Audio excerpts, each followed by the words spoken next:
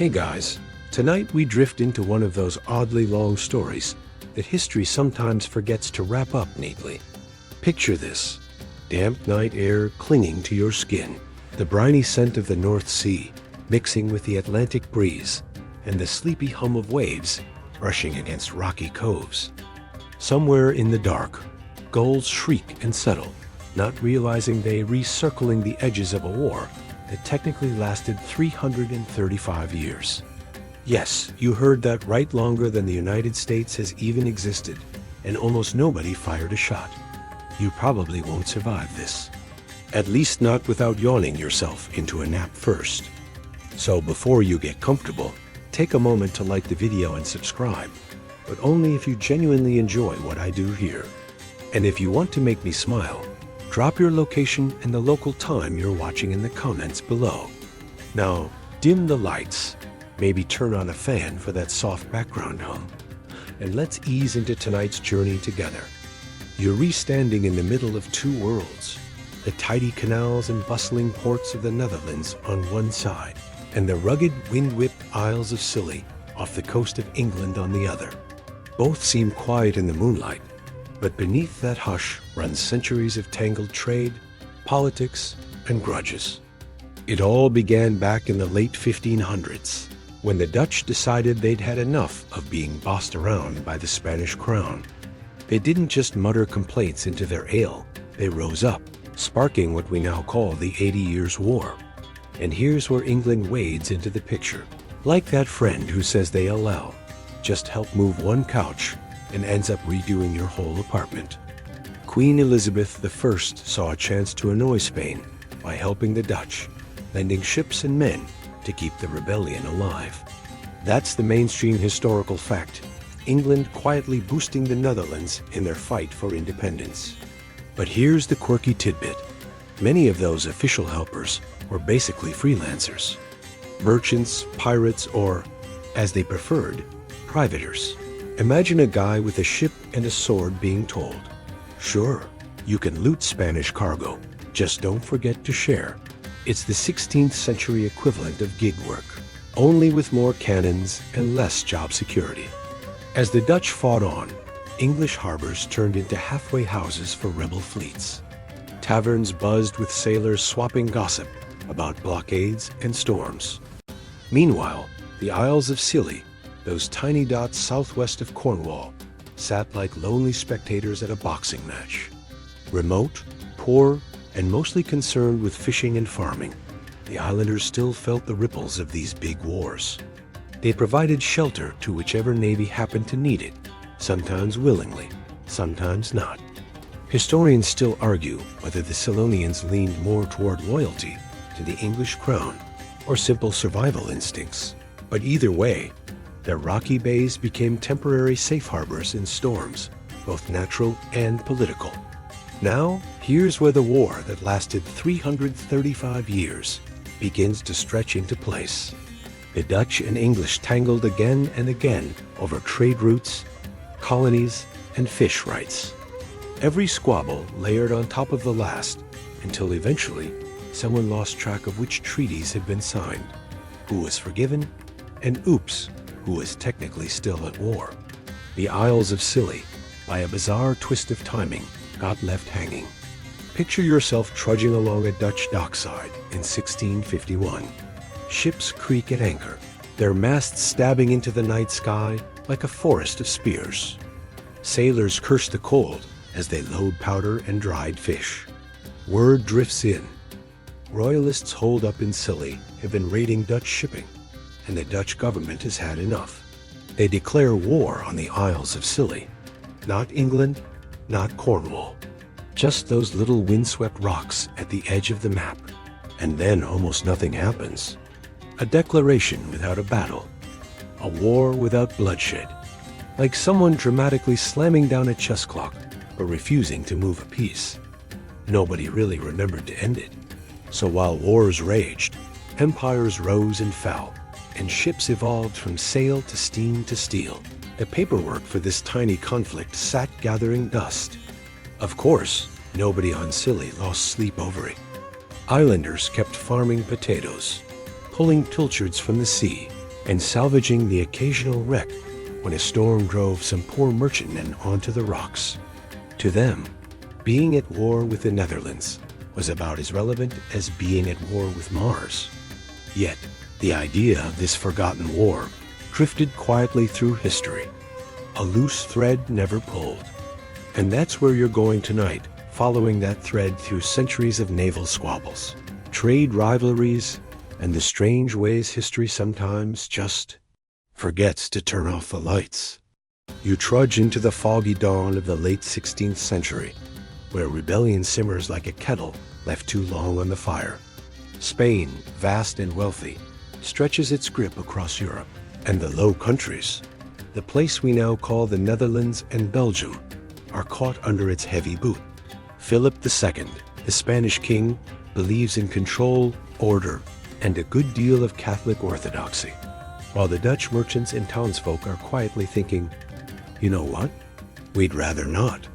The seeds of rebellion sprout first in whisper secret sermons, hidden pamphlets, coins pooled together to hire mercenaries.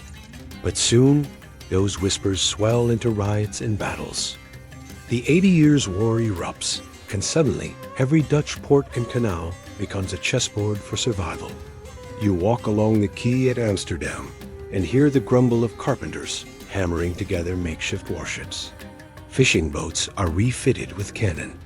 Even barges, slow, clumsy things usually stuffed with cheese and beer barrels, are pressed into service. Necessity makes admirals out of brewers and heroes out of smugglers. Here's your mainstream historical fact. In 1568, the Dutch revolt formally began, igniting one of Europe's longest independence struggles. England, watching from across the channel, notices the commotion and smells opportunity. Queen Elizabeth I quietly slides money, troops, and ships toward the rebels. She doesn't want open war with Spain, just yet too costly. But she is not about to let Spain dominate trade routes unchallenged either. Now the quirky tidbit, some English support, comes in the form of sheer mischief. Sailors with dubious loyalty sign up for Dutch expeditions, mostly because plundering Spanish galleons sounds like a fun career choice. One chronicler even notes that dockside recruiters often had to drag half-drunken volunteers out of taverns and shove them aboard ships before they sobered up and changed their minds. It is not exactly the noble birth of a nation's alliance. It's closer to a pub crawl that somehow stumbled into a revolution. Still, the Dutch and English grow cozy in their shared annoyance with Spain. You can almost hear the conversations. You hate them? We hate them too. Nothing bonds neighbors quite like a mutual grudge. The Isles of Scilly, tucked away at England's far southwestern fringe, hardly notice at first. Life there means fishing in rough seas, growing what little the soil allows, and hoping storms don't smash your boats to splinters. Yet gradually, the great conflict drifts their way, like smoke carried on the wind. Ships battered by Spanish cannon sometimes limp into Scilly harbors, desperate for repairs or food. Islanders patch hulls, sell supplies, and quietly pocket foreign coin. Historians still argue whether this period was the true birth of Dutch-English hostility or simply the warm-up act. Some say it planted the permanent suspicion between the two nations' neighbors squinting at each other across the water. Others argue it was nothing more than survival politics, and without Spain's looming shadow, they might have stayed friendly trading partners. The debate hums on like a low-tide current. Was this inevitable rivalry, or just bad timing mixed with stubborn kings? You stroll along the cliffs of Zealand in your imagination, and the wind whips your hair as gulls dive and scream. Below, a Dutch ship creaks out of port, her decks crowded with sailors singing rough ballads. Across the sea, in Cornwall, an English fishing boat is fitted with a cannon almost bigger than the vessel itself. And out on the lonely rocks of Scilly, farmers pause their work to watch strange sails dotting the horizon. Spanish, Dutch, English, all passing by like storms that never quite settle. The seeds are planted. Rebellion grows roots. Alliances form in taverns and palaces alike, and the Isles of Scilly, still half asleep, are about to be dragged into a centuries-long joke of history. You can feel the tension tightening like a rope between two ships about to collide.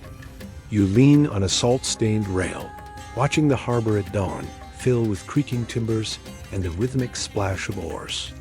The air smells of tar, stale beer, and ambition. This is where privateers thrive, the blurred line between pirate and patriot. Imagine yourself in the late 16th and early 17th centuries, when governments, too cash-strapped to fund endless naval battles, simply handed out pieces of paper called letters of marque. These slips of parchment were golden tickets, official permission to steal. Here is your mainstream historical fact. Privateering became one of the main weapons of both the English and the Dutch against their enemies, especially the Spanish. Captains with letters of marque could seize enemy ships, loot their cargo, and bring the spoils back to port, splitting profits with the crown. It was, in essence, legalized piracy. But the quirky tidbit is this: plenty of privateers stretched those rules like a wool sock left too long in the wash. Some conveniently misread their letters, attacking neutral vessels or even allies if the haul looked tempting. One Dutch sailor allegedly claimed the ink on his letter of marque had run in the rain, so naturally, he thought it gave him permission to raid an English merchant ship. A very soggy excuse, but it worked often enough to keep him out of the gallows. You stroll down a Dutch quay, and the scene buzzes with opportunists. Merchants outfit sleek vessels, not only for trade, but for the occasional cannon duel. Young men sign on as crew, dreaming of riches. Meanwhile, in England, the same fever grips Plymouth and London. Sir Francis Drake himself started as a privateer, dancing merrily between hero of the crown and terror of the seas. It's almost like governments outsourced their foreign policy to freelancers with cutlasses. The Isles of Scilly, quiet as they seemed, felt the reverberations of this chaos. Their coves made convenient hideouts, their cliffs good lookouts. Ships laden with plunder sometimes anchored there to divide spoils or make emergency repairs. Islanders, poor but practical, might trade food and ale for a slice of Spanish silver or a few exotic trinkets pulled from seized holds. Historians still argue whether the locals welcomed these men or merely tolerated them out of fear. Were they co-conspirators in the great game, or just people trying not to get trampled while elephants fought nearby? Imagine trudging along Scilly's rocky shore one misty morning. You spot a sleek Dutch privateer limping into harbor, sails torn, crew bloodied but grinning.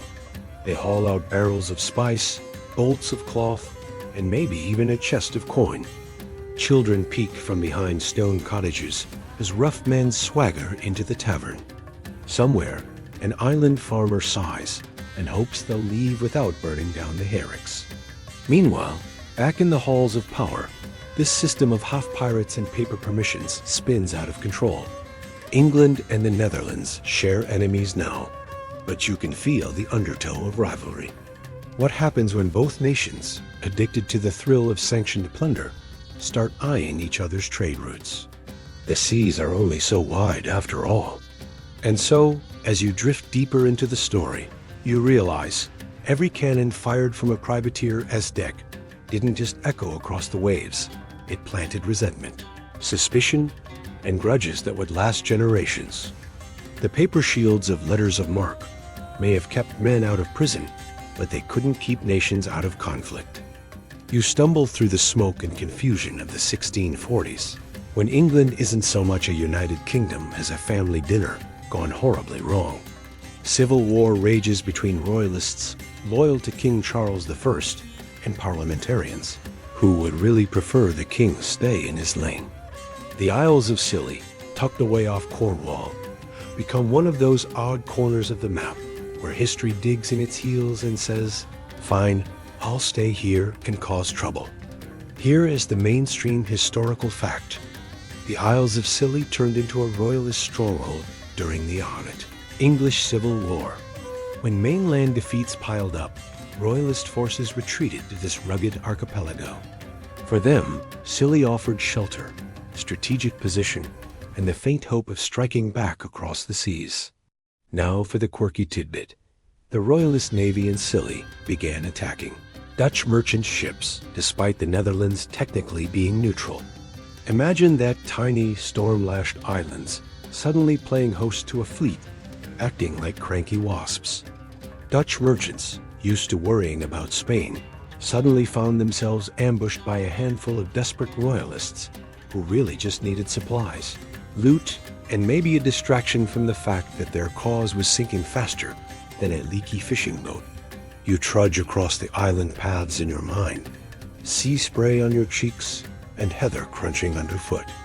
From the cliffs, you watch the royalist ships sail out, ragged but determined, hunting for Dutch sails on the horizon. Islanders endure the noise of cannons thundering, the sudden appearance of strange prisoners, and the uneasy knowledge that neutrality isn't an option when warships dock in your harbor. Historians still argue whether the Dutch overreacted by declaring war on the Isles of Scilly in 1651, or whether they had every right to. After all, no nation appreciates its merchant fleet being plundered by an island that technically belongs to a neighbor. But think about it. This was a war declared not against England, not against Cornwall, but against Scilly itself. It's like yelling at someone's garden shed rather than their entire house. The declaration itself had more bark than bite. The Dutch Admiral Tromp supposedly arrived with his fleet, announced the war, and then didn't really do much. Perhaps he looked around at the windswept rocks, the scattered cottages, the farmers chasing sheep, and thought, this isn't worth the cannonballs. You can almost picture him sighing into his beard and heading back out to sea, leaving the paperwork behind like an unpaid tab. Still, the moment mattered. That dusty declaration of war would linger in history's attic for centuries. For the islanders, though, life rolled on. Sheep still needed tending, potatoes still needed digging, and storms still wrecked ships against the rocks, providing more salvage than any Dutch blockade could. Islanders might joke about being at war with the Dutch, but mostly they focused on whether tomorrow's catch would fill their nets. And so, in the grand theater of the English Civil War, the Isles of Scilly played a peculiar role. A side stage where desperate royalists poked a hornet's nest. The Dutch swatted back, and everyone promptly forgot to end the performance. You ease into the calmer waters of the late 1600s. Though calm is a relative word here. Europe has barely finished catching its breath from the Dutch fight for independence. What we call the 80 Years, war and the echoes of that long rebellion ripple outward. Imagine living through nearly a century of on and off battles, blockades, and sieges. By the time the Dutch finally wring their freedom from Spain in 1648, entire generations have grown up knowing nothing but conflict. Here's your mainstream historical fact. The Treaty of Munster, part of the larger Peace of Westphalia, formally recognized Dutch independence. It ended the 80 Years' War and reshaped the political map of Europe. The Netherlands emerged not just free, but wealthy and ambitious, with a trading fleet that would soon rival, and sometimes surpass, England's. Now for the quirky tidbit. Peace didn't mean everyone suddenly became friendly neighbors. Sailors who had spent decades raiding Spanish convoys didn't exactly hang up their swords. Many drifted into semi-legal work smuggling, privateering under new flags, or simply refusing to retire. One Dutch veteran supposedly joked that his cutlass was the only pension I'll ever get. So while the ink on treaties dried, the salt-sprayed reality at sea remained murky. You picture yourself trudging along a Dutch dockside after the war, the air thick with the smell of fish and tar. Merchants bustle, not with fear of Spanish patrols now, but with the thrill of open opportunity. Ships are loaded with spices from the East Indies, timber from the Baltics, and herring salted for half of Europe's dinner tables. Across the Channel, English ports hum with the same energy. Both nations are hungry, both ambitious, and both staring at the same sea lanes. The Isles of Scilly, still a quiet archipelago far from the centers of power, feel the vibrations of this new age. Merchant ships bound for the Atlantic sometimes shelter in their coves, and islanders trade potatoes, pilchards, and even salvage rights for coin. The Scillonians know that when big powers squabble, small islands can either starve or profit, sometimes both. Historians still argue whether Scilly benefited more from trade with passing ships or from scavenging the endless wrecks the Atlantic flung at their shores. The line between commerce and survival was as thin as a gull's feather. Meanwhile, alliances shift like tides. England and the Netherlands, once comrades in annoying Spain, now eye each other suspiciously. Whose navy will dominate? Whose merchants will control the spice trade? Every convoy is both a business venture and a potential provocation. Picture a convoy of Dutch East Indiamen plowing through the waves, holds heavy with nutmeg and cloves. Then imagine English captains watching from the channel, muttering, "Those spices really ought to be ours." The echo of 80 years of struggle never really fades. Instead, it transforms into a new kind of rivalry.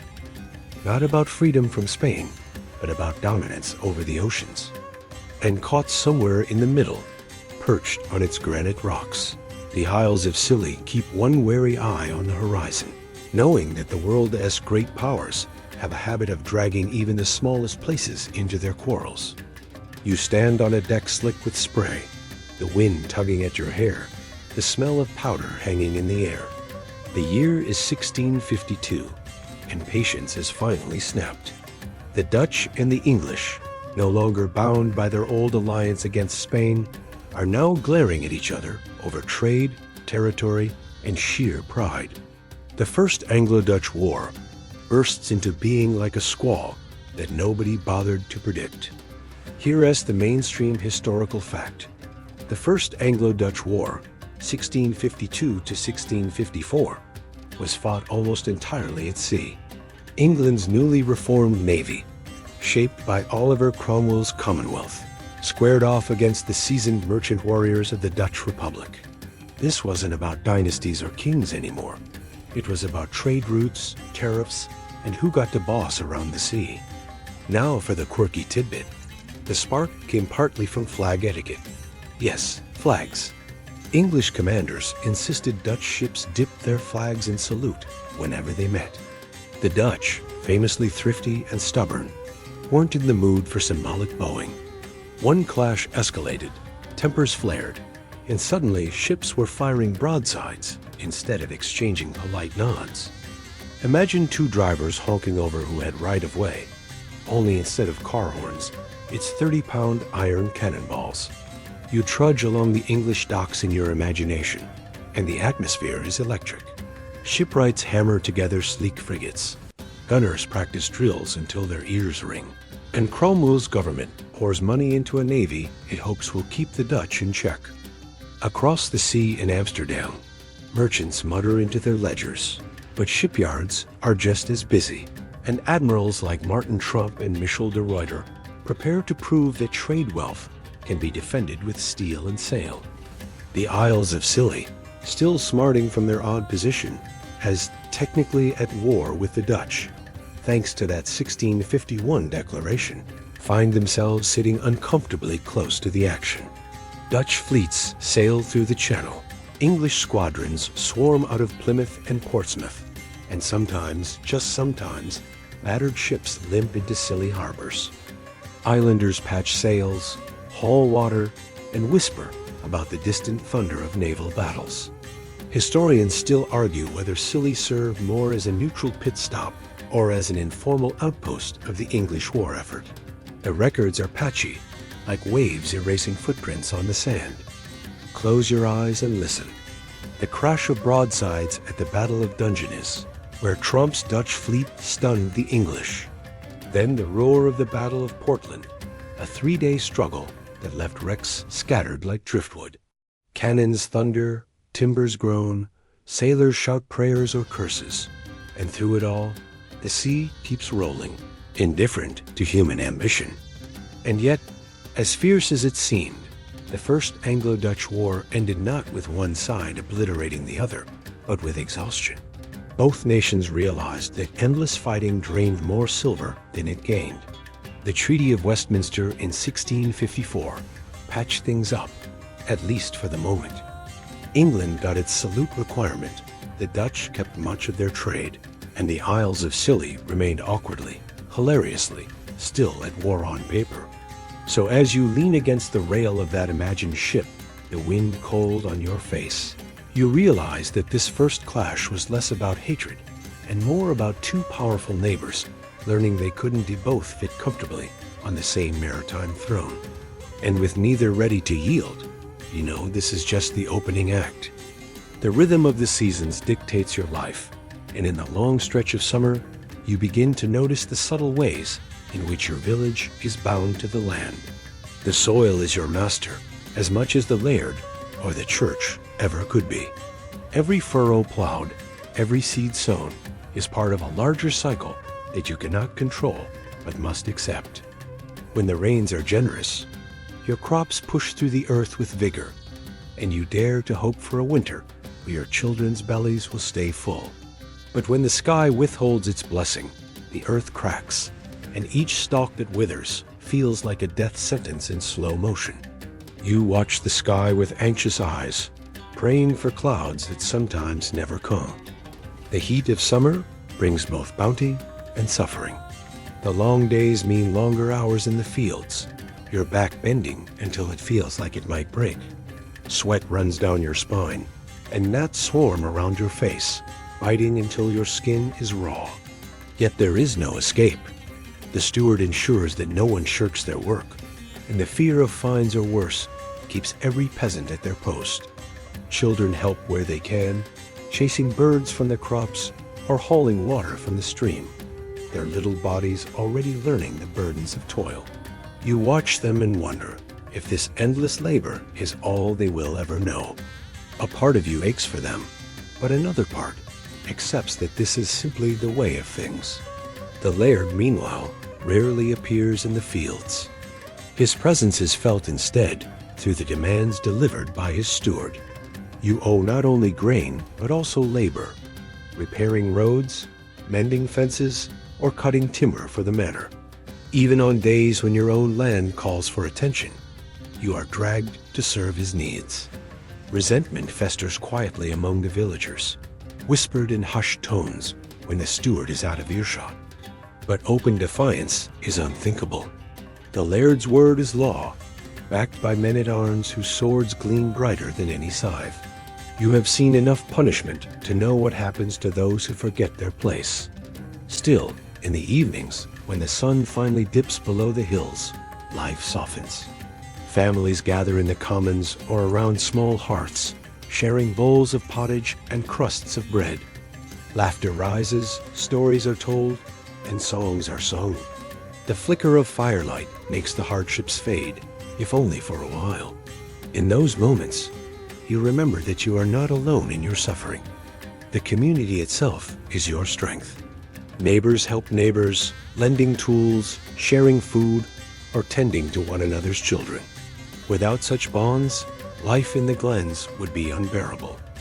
The church, too, casts its shadow over the village. The priest speaks of heaven and hell, of sin and salvation, reminding you constantly that your suffering on earth is but a test. His sermons are long, his words heavy with warnings, and though you sometimes resent his scolding tone, you cling to the hope he offers, that obedience and humility might lead to reward beyond this life.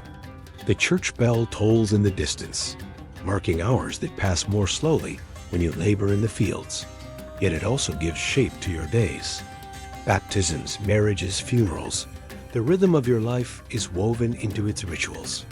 And though you may grumble at the tithe, the church provides what little comfort it can, a place to turn when despair becomes too heavy to bear. By midsummer, the hills are alive with green, and the air is filled with the hum of insects and the bleating of sheep. The animals fare better than the people some years, for they can graze freely, while you worry about every grain of barley. Yet there is joy to be found in the land, even in your weary state. The heather blooms purple, painting the glens in a beauty so fierce it takes your breath away. The rivers run clear and cold, and on rare afternoons when work relents, you plunge your hands into the water, savoring its icy relief. These fleeting touches of nature's grace remind you that your life, though hard, is still threaded with moments of wonder. As the days stretch long and the sun lingers late, you realize how deeply the land holds you. It dictates your hunger, your health, your hope. It is not yours to command, but still, you live at its mercy. You and the soil are bound together, peasant and earth, in a dance that has lasted generations and will endure long after your bones have returned to it. By the time summer begins to fade, you can almost hear the land exhale. The fields that once glowed gold with ripened grain now look tired, stripped of their bounty, and the villagers share the same weary look. Harvest season is both a triumph and a torment. Every able hand is called upon, and from dawn until the last light slips away, you stoop, cut, gather, and bind. The work is relentless, the air thick with dust and chaff, but there is no room for complaint. If the harvest fails, if too much is lost to storms, pests, or rot, winter will be cruel beyond words. And so you press on, muscles aching, eyes stinging, driven by the knowledge that survival depends on the piles of sheaves you stack high. The barns and granaries fill slowly, and each cartload of grain feels like a victory. Still, you can't help but notice how much is claimed for the laird before you even touch your share. The steward's tally is unforgiving, and you watch your own hard-earned harvest hauled away, knowing it will grace tables you will never see. What remains for your family is meager, and even as you tuck it into storage, you know it must stretch impossibly far. The looming cold gnaws at your thoughts, even on the warmest afternoons. Then comes the task of slaughter. Animals that cannot be fed through the winter are cold. The air grows heavy with the coppery scent of blood, and though the meat is a blessing, it is also a reminder of scarcity. You smoke and salt what you can, packing cuts into barrels, praying the stores last until spring. Children sometimes cry when their favorite animals are taken, but you hush them gently, explaining what they will learn soon enough. That affection is a luxury peasants can rarely afford. The rhythm of the year is clear now. With the harvest secured, your days shift to preparation for the cold months ahead. You gather peat and wood, knowing that each bundle you carry could be the difference between warmth and freezing when the snows come. Women spin wool by firelight, fingers stiff from the chill, while men repair roofs and patch walls against the gales that will soon batter them. Evenings grow quieter, conversations hushed, as if everyone in the village feels the breath of winter creeping closer. It is during these weeks that you feel the weight of uncertainty most heavily. One storm could ruin the stores. One illness could sweep through and take children, elders, or you yourself. Historians still argue whether communities in these glens survived more on luck or on resilience. But you suspect it has always been some uneasy combination of both. You whisper small prayers over your food, not because you expect miracles, but because it feels wrong not to acknowledge how fragile your survival truly is. There are strange comforts, too. Festivals like Samhain mark the turning of the seasons, offering a brief reprieve from the grind. Bonfires crackle, faces glow in the flickering light, and for a night, you let yourself believe in stories of spirits and ancestors who walk the earth. It is eerie and beautiful all at once, a reminder that your people have always found ways to fold wonder into hardship. A fringe tale whispered by older villagers says that if you stare too long into the flames, you'll see the faces of those lost in past winters. You don't know if it's true, but you never hold your gaze too long, just in case. As the final days of harvest slip away, the sun sinks earlier and shadows stretch across the glens. The first sharp frosts crisp the grass underfoot, and you know your world is about to shrink. Fields that were once alive with sweat and song will soon be silent, buried under snow. And so you retreat inward into your cottage, into your stores, into yourself. The earth has given what it will. Now it is up to you to endure what lies ahead.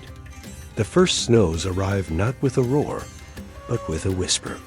You wake one morning to find the world softened, a thin white sheet draped over the hills and cottages, muffling every sound. The crunch beneath your boots feels strange after months of dirt and mud, and though the snow glitters prettily in the morning sun, you know better than to welcome it.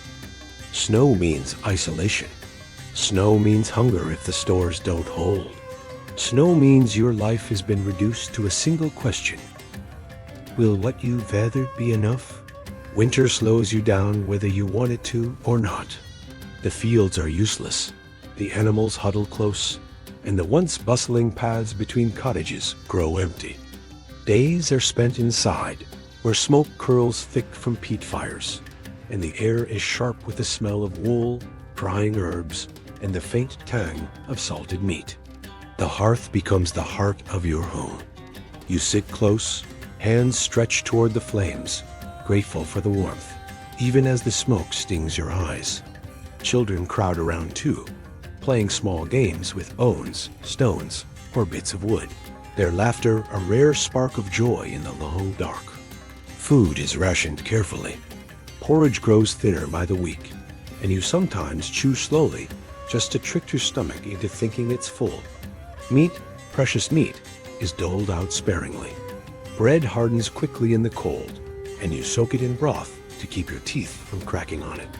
Historians still argue whether villagers in the highlands and lowlands suffered famine more from poor harvests or unfair levies by lairds. But from where you sit, it hardly matters. Empty bowls are empty bowls, no matter who you blame. The nights stretch impossibly long. With no clocks to measure time, you rely on the slow passage of stars across the frosted sky, or the way the moon climbs and falls. It can feel as if the darkness will never lift. You listen to the wind howling through the cracks in your walls, whistling like some vengeful spirit testing your courage. Superstitions grow thick in winter because silence and fear leave too much room for the imagination. Neighbors whisper about creatures in the hills, or ghosts of those who froze in winters past, wandering the glens in search of warmth. You laugh it off when the children ask, but when you hear strange creaks in the night, you sometimes pull the blanket tighter around your shoulders. Still, there are moments of strange peace. On clear nights, the stars blaze with a brilliance that summer never reveals. You step outside, breath fogging in the frozen air, and look upward, dazzled by the sweep of the Milky Way spilling across the black. For a moment, the weight of hunger and cold slips away, and you feel small but not insignificant, part of something vast and enduring. Then the cold bites deep into your fingers, and you retreat indoors, shaking warmth back into your bones. The community shrinks inward as well. Families rarely visit unless necessary, but when they do, the company is precious. A shared pot of broth, a story traded, a song hummed while mending tools, these little acts are lifelines. You know that if your fire went out, or if sickness struck, it would be the neighbors who came to your aid, not the laird or his steward. Survival in winter is a collective endeavor.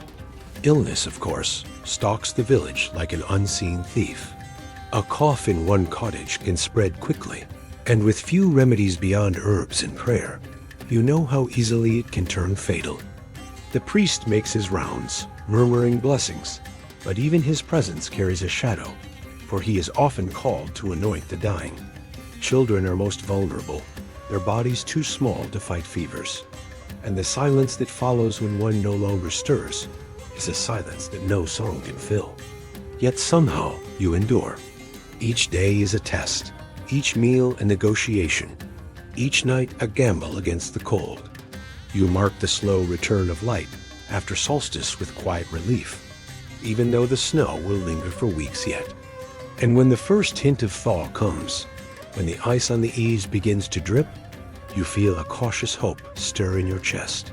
For now, though, you remain wrapped in the grip of winter, listening to the crackle of the fire and the whistle of the wind, counting each day you manage to hold on. The thaw creeps in slowly, as if the land itself is reluctant to wake. At first, it is nothing more than the sound of dripping little rivulets of water sliding from thatch roofs and trickling into the half-frozen earth. You notice it most when you step outside one morning and the snow, once crisp and solid under your boots, sinks with a damp, slushy squelch. The children, restless after months cooped up by the fire, dart about laughing, splashing in puddles as if they were oceans. For you, though, the thaw brings mixed feelings. It is a promise of survival, yes, but also the opening of new labors that will soon demand every ounce of strength you still possess. The fields reveal themselves again, though they look nothing like the lush plains you remember from summer. Instead, the ground is brown and waterlogged, scarred with the memory of frost. You kneel, scooping up a handful of soil, testing its readiness. Too wet, too heavy still. The land is not yet yours to command. You'll wait, impatiently, watching for the right moment to press seeds into its belly. Historians still argue whether peasants of your time had any true sense of crop, rotation science, or whether they simply worked by instinct and tradition. From your perspective, though, there's no scholarly debate. You sow what your parents sowed because you saw it keep them alive. Livestock emerge from their shelters like weary prisoners. The sheep stumble out, their fleeces matted and dirty, but alive. The cows are leaner, ribs showing, yet still strong enough to graze once grass returns. There's a relief in knowing that enough of them survived the winter to breed again. Chickens, ever unpredictable, resume their squabbling, and the first fresh egg of spring feels like a treasure beyond price. You hold it in your palm, smooth and fragile, marveling that such a small thing could carry so much meaning. Yet spring is not gentle. Floods often follow the thaw, swollen rivers tearing at their banks, stealing soil and sometimes whole plots of land. You wade into the muck, trying to shore up what little you can with stones and branches, muttering curses when your work is undone by the next rainstorm. The weather toys with you, one day bright with sunshine, the next bitter with sleet. You've learned not to trust it. A fringe belief whispered among your neighbors says that if the first frog you hear croaks from the east, the year will be bountiful. But if it croaks from the west, you'd better start rationing early. You've caught yourself listening, though you'd never admit it aloud. Spring also brings the church's demands back into sharp focus. Easter looms with its long sermons and processions, and the priest never forgets to remind you of your tithe. It stings, offering a portion of your hard-saved stores when your family is still thin from winter, but you do it anyway. The threat of excommunication being cut off from your community and your God hovers too heavily to ignore. Still, as you watch the priest lift his chalice, his robes gleaming while your hands are chapped and cracked, you can't help but think he has an easier lot than you. But there are joys in spring too. The heather begins to bloom again, splashes of purple across the hillsides that make your heart ache with their beauty. The air smells fresher, washed clean by rains, and the first green shoots poke boldly through the mud. Children run barefoot for the first time in months, shrieking as the cold earth kisses their toes. In the evenings, neighbors gather once more outside their cottages, swapping stories under lengthening daylight. The village breathes again, after holding its breath through the long dark. Your own body feels the change as well. Muscles stiff from winter idleness loosen as you bend and lift and dig. The aches return, but they're familiar ones, almost welcome compared to the lethargy of huddling by the fire. You dream at night of fields heavy with grain, of barns stacked high, of winters where hunger never presses so sharply. Those dreams are not guaranteed, but they are enough to keep you moving. Spring is not a season of comfort. It is a season of preparation. And as you watch the land shrug off its icy shroud, you feel the old cycle tighten around you once more. The thaw has freed you, but only to bind you back to the plow. By the time spring stretches into summer again, your world feels fuller, louder, and sharper than it did in the bleak months before. The air hums with insects, the grass whispers in the wind, and every day demands your body's effort from sunrise until long after your shadow disappears. The planting is done, but the work never stops. Now comes weeding, watering, tending, and praying that nothing drought, storm, or pest undoes the fragile hope of your labor. You trudge through the fields, bent double to pull stubborn weeds, your hands caked with soil that never seems to wash off. Each weed feels like an insult, stealing strength from the crops you depend upon. Your back aches, your knees creak, but you keep going. The rhythm is hypnotic. Pull, toss, step, pull again. Sometimes you joke with your neighbors that you'll see weeds sprouting in your dreams, and truth be told, you often do. There's a peculiar kind of anxiety that comes with watching crops grow. They look fine one week, strong the next, and then suddenly something changes. A patch turns yellow. Stalks bend strangely. You fear the invisible enemies, blight, rust, insects that can devastate a field before you have time to act. Historians still argue whether peasants like you truly understood these threats, or simply prayed harder when they appeared. From where you stand, you suspect the truth lies somewhere in between. You don't know the cause, but you recognize the signs, and you hope your neighbors are wrong when they whisper that such omens always mean hunger ahead. The laird steward visits often during this season, riding through the fields on a sturdy horse, his gaze sharp. He doesn't bend to weed or sweat in the sun, but he takes careful notes on your progress. His presence is like a shadow over your shoulder, reminding you that the harvest you fight for will never fully be yours. Some of your neighbors mutter curses under their breath, but they never let them rise above a whisper. You, too, swallow your anger, because you know what defiance would cost. Yet summer isn't only toil. Festivals return with longer days, giving you fleeting moments of joy. On Midsummer's Eve, the village gathers around great bonfires, laughter and song mingling with the crackle of flames. Children weave flower crowns, young couples steal glances in the firelight, and even the elders, stiff and weary, allow themselves to clap along to the rhythm of drums. For one night, your aches ease, your hunger dulls, and you almost forget the endless demands of survival. A fringe tale insists that leaping over the midsummer fire ensures good health for the year, though you suspect it as just a clever way to make people risk singeing their eyebrows for amusement. The land itself transforms around you. Streams run clearer, fish darting in their depths. Heather blooms riotously, painting the hillsides in purples, so vivid you wonder if the gods themselves dipped the brush. Bees swarm lazily in the warmth, and the air smells of wildflowers and damp grass. These moments, fleeting but powerful, remind you why you endure the hardship, because even in a life of toil, beauty refuses to be ignored. Summer also brings the small dramas of the village into sharper focus. Neighbors quarrel over grazing rights, over wandering chickens, over who borrowed a tool and never returned it. Arguments flare easily when everyone is hot, tired, and overworked. But disputes rarely last long because survival forces reconciliation. You might curse your neighbor one day and borrow his ox the next, and grudges cannot be allowed to fester when the land demands cooperation.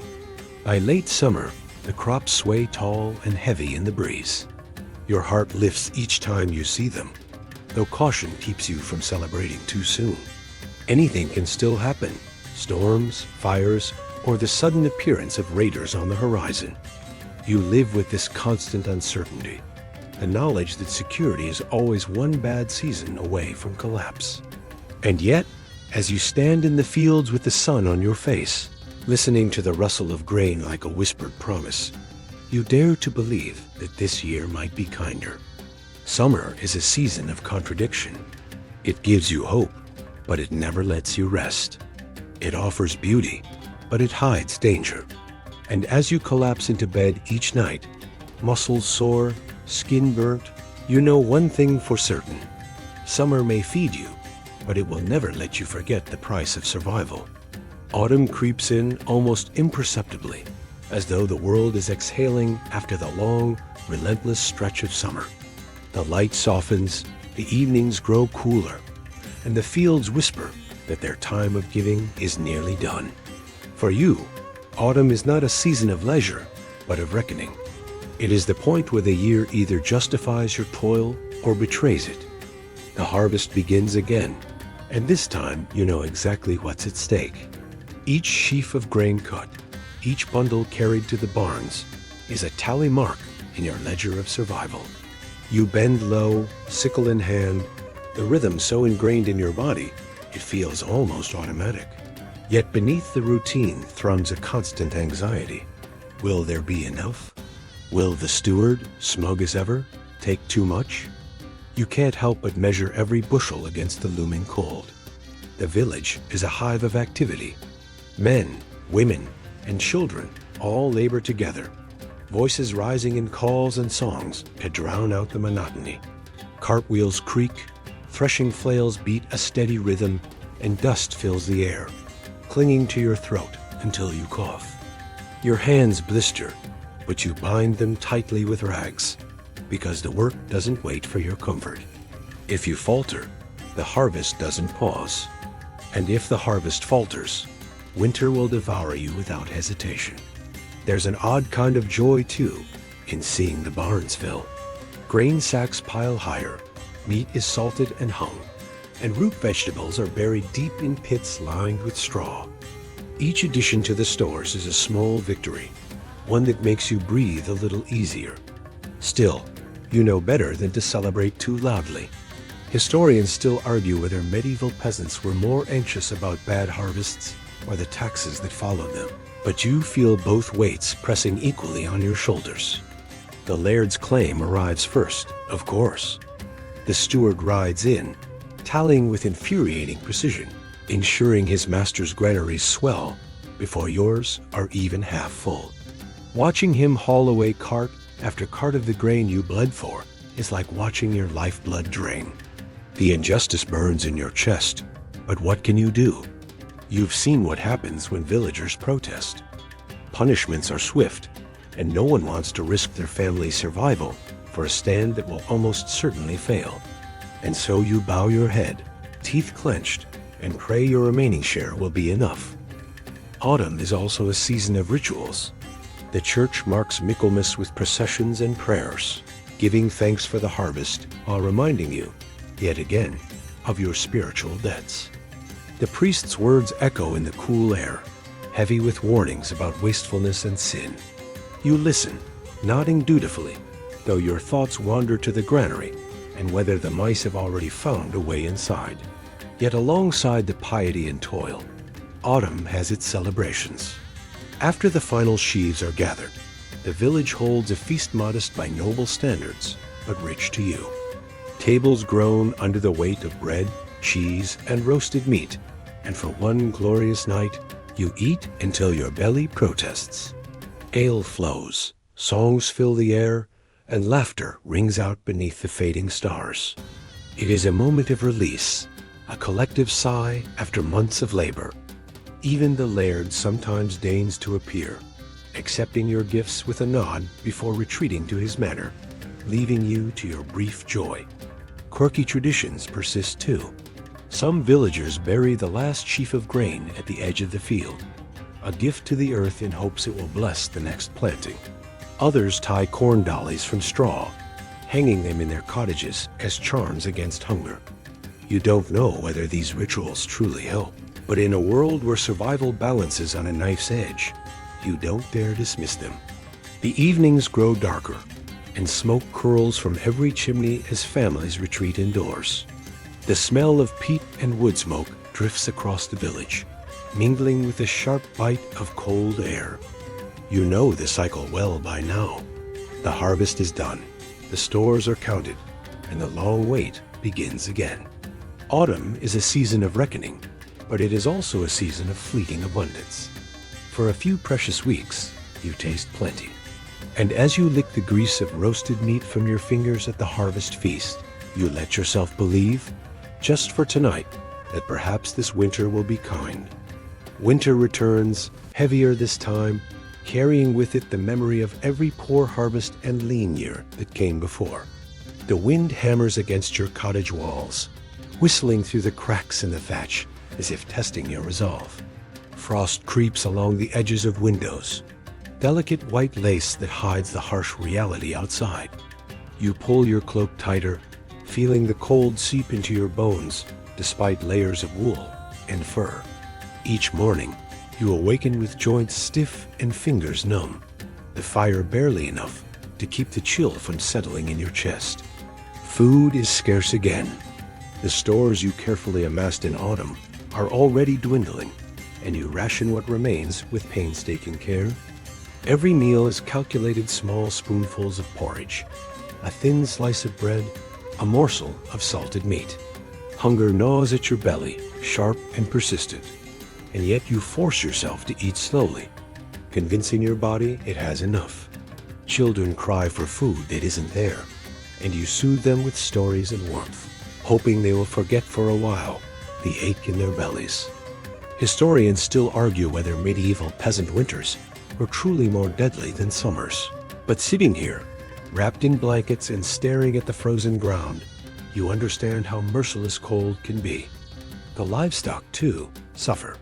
Sheep huddle together for warmth, their fleece thick, but never enough against the bitter wind. Cows clump in corners of the barns, chewing slowly, their breath clouding in the icy air.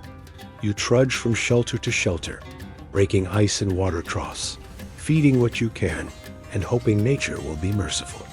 Sometimes a calf doesn't survive, and you feel the familiar sting of helplessness. In these moments, the line between life and death is thin, and you realize how precarious your world is. Snowstorms come suddenly, trapping villages in white silence. You wake to the wind howling outside, snowdrifts piled against doors and windows, and the roads vanish under sheets of frozen fluff. Travel is impossible. Communication with neighboring villages halted. The isolation is almost physical, pressing in like the weight of lead. But there is a rhythm to it as well. You stack firewood, mend tools, and stitch warm clothing, knowing that survival depends on preparation, discipline, and sometimes sheer stubbornness. The nights are long and dark. You sit by the hearth, hands stretched toward the heat, listening to the crackle of the fire and the occasional moan of the wind. Children huddle close, their faces pale from cold, eyes wide in the flickering light. Stories are told to distract them from the biting frost outside. Tales of brave heroes, clever tricksters, and spirits who roam the frozen hills. Some stories are serious warnings, others pure entertainment, but all carry a sense of shared endurance, a reminder that the village survives together, even when winter seems determined to pick you off one by one. Illness stalks quietly, unseen, like a shadow. The cold weakens bodies, and small fevers or coughs can turn lethal in the confined, smoky cottages. You wrap your children tighter, keep the fire burning, and hope that the remedies of herbs and prayers will hold. The priest comes occasionally, murmuring blessings and reminding you of your spiritual obligations.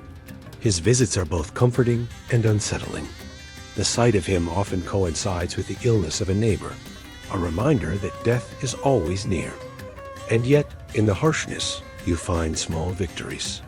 A thaw that lets you fetch water without plunging through ice. A loaf of bread that stretches farther than expected. The first clear night when stars shine brilliantly against the black sky. These moments are small, almost laughable triumphs, but they are everything when the alternative is despair. You begin to understand that winter is a test not only of body, but of spirit. The cold, hunger, and isolation demand resilience, cunning, and patience. Even in these bleak months, the cycle persists. You count days by the moon, by the slight lengthening of light, by the subtle thaw in the soil. Every moment of survival becomes a tiny victory, and every shared meal, however small, a celebration. The villagers lean on each other more heavily than ever, for cooperation is the thin rope that keeps you all from falling into the void of hunger and cold. By the end of winter, when the first true thaw begins, you feel a cautious, weary triumph. You've endured, despite everything.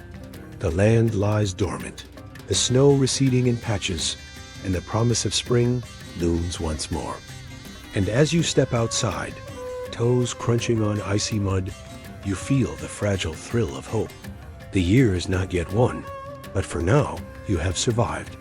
Spring finally asserts itself with authority, melting the last stubborn drifts of snow and turning the glens into a mosaic of mud, new grass, and tentative green shoots. You trudge through the thawed earth, boots sucking at the wet soil, and feel a mix of relief and dread. Relief because winter is done, because the frost no longer bites through your bones, and because the world, once again, seems alive. Dread because you know the cycle will begin anew, planting, tending, and constant vigilance against forces you cannot control. Yet after the long months of cold, the stirrings of growth feel almost miraculous. The rivers, swollen from the melting snow, rush past, their water cold and wild. Children laugh along the banks, throwing stones and chasing one another, their footprints disappearing into the mud. You bend to check the soil, to see if it will yield again. The earth is soft now, pliable enough to take seed, yet still heavy with water. You think of the first sowing months ago, and realize how much your life is tied to rhythms you never fully master. Historians still argue whether medieval peasants understood planting by instinct or science, but you know instinct alone has kept you alive.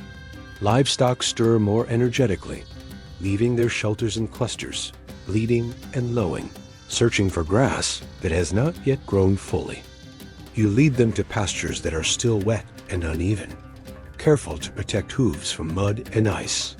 Chickens scratch eagerly at the soil, and the first eggs of the season are treasures, small, fragile, and miraculous. You handle them with care, knowing how easily they could be lost, and feeling a flicker of pride at sustaining life through another winter. Your neighbors emerge from the shadows of their cottages, helping one another dig, plant, and repair. Villages buzz with the sound of renewed energy, flails swinging, carts creaking, and voices calling over furrows. Even the laird's steward rides by occasionally, taking note of activity, reminding you that even the earth's generosity is never yours alone. You exchange brief smiles and nods with other villagers, a silent acknowledgement that survival depends on both diligence and cooperation. Spring rituals bring a moment of levity. You take part in small festivals, dancing around fires or crafting symbols of fertility from straw. The old stories of spirits and mischievous creatures resurface, whispered with laughter, as villagers jump over smoldering embers, hoping for protection and good fortune. Some superstitions feel absurd, yet you can't help but follow them. They are reminders that amidst the toil, humanity persists in seeking meaning and joy. The first crops begin to sprout, tentative and green. You walk along the rows, fingers brushing over seedlings, a tender hope taking root alongside them. Every leaf is a sign of resilience, every bloom a promise that life can and will continue. You remember the harshness of winter, the hunger, the fear, and feel a quiet triumph. For now, the earth smiles upon your labors, offering a fresh start. As the days lengthen and warmth returns, your thoughts shift to the work ahead. The rhythm of sowing, weeding, and tending resumes, but the sting of winter lingers, keeping you vigilant. And yet, the sunlight and open skies bring a calmness, a reminder that life persists despite hardship. You step forward into the season, cautious but unbroken, and let the soft green of spring ease your tired bones and weary mind. Summer returns once more, and with it, the familiar symphony of growth and labor. You trudge through the fields, sun high overhead, feeling the heat press against your back and the sweat running down your face. The world hums with life. Insects buzz in the warm air, birds wheel overhead, and every stalk of grain seems to stretch taller with each passing day. There's no escaping work now. No slowing down summer demands your full attention, just as it did last year and the year before that. The crops sway with the wind, golden and green in dizzying patterns, and each day you check them obsessively, searching for signs of disease, pests, or theft. Even as your muscles ache from long hours bent over the soil, you feel a quiet pride in what you and your neighbors have accomplished. Yet vigilance never sleeps. The laird steward rides through with the same watchful eye, tallying progress and ensuring that the harvest will first satisfy those in power. The familiar resentment rises, but it is tempered by the practical need to survive. Children run barefoot through the fields, chasing each other with laughter that rises above the rustle of grain. You sometimes watch them and wonder if they understand the precariousness of life, or if this joy is fleeting bliss, unburdened by memory of winter hunger. Historians still argue whether such carefree play was common among peasants or a rare luxury. But in this moment, the sound of their laughter feels like proof that life persists against the odds. The village itself buzzes with energy. Paths between cottages are alive with chatter, the clatter of tools, and occasional quarrels over grazing rights or shared labor. You navigate these interactions carefully, offering help where needed, trading small favors, and knowing that cooperation is more valuable than pride. A fringe belief persists that crops planted under moonlight are stronger, and some neighbors swear by it, sneaking into fields at night. You laugh quietly, shaking your head, but secretly, you sometimes join them. The laird remains distant, a shadow over your toil rather than a participant. His presence is felt in the form of taxes, tithes, and demands, but never in shared sweat. And yet, you remind yourself that the land, despite all its challenges, sustains you in ways he could never appreciate. The fields, the streams, the animals, they are yours, in small, meaningful ways that no decree can erase. Summer also brings danger, as sudden storms can flatten crops in hours, and fire can spread faster than any human can contain. Every day is a gamble, a negotiation between your effort and forces far beyond your control. And yet, there is satisfaction in the struggle, a sense of agency in knowing that your hands, your care, and your vigilance make a difference. As the season progresses, the fields begin to promise the first signs of a full harvest. The air smells of ripening grain and wildflowers, a heady perfume that reminds you of life's persistence. You and your neighbors celebrate small victories quietly, an abundant row of carrots, a thriving calf, the first fresh milk of summer. These moments, however modest, become the lifeblood of hope. By late summer, as the sun dips low and the heat softens, you feel a rare contentment. The cycle has carried you through yet another year, from snow and hunger to growth and abundance. You know winter will return, as it always does, but for now, you rest in the glow of survival. The land has tested you, demanded everything, and yet it has rewarded your perseverance. You trudge home at dusk, back bent from work, but heart lightened, knowing that another turn of the seasons will come, and you will endure it once more.